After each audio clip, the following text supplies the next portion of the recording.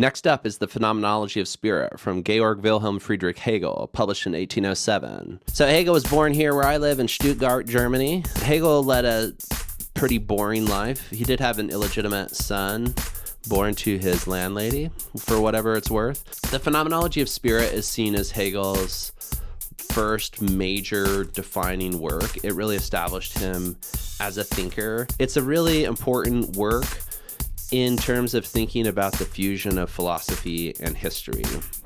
And what do I mean by that? I mean that here's a text whereby the philosopher and the idea of what it means to do philosophy here is one that embraces the idea that truth and beauty and meaning and identity and knowledge and any sort of sense that we have of ourselves and the world around us, all of those things are not constant and are not immune to historical change.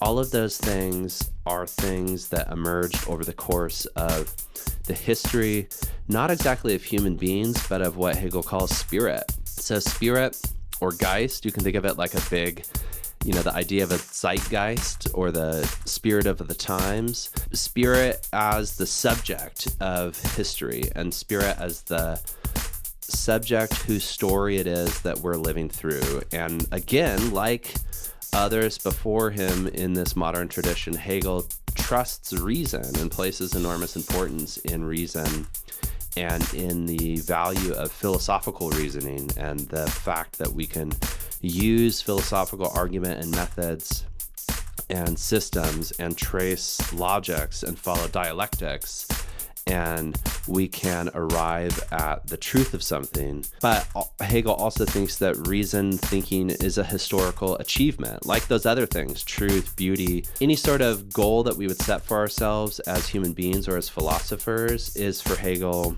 something that we can't just accept as a given. There's a bunch of stages here in the development of spirit: consciousness, self-consciousness, reason, spirit, religion, and absolute knowing. And so spirit actually passes through all these phases, and in each phase sort of absorbs the previous phase into itself and learns lessons and keeps on moving and developing. Absolute knowing, the ultimate goal of the whole process, is a philosophical goal that Hegel does think is possible for reason, possible in a sort of futural defining sense of that's the telos or the end of spirit's process. It's probably worth a read.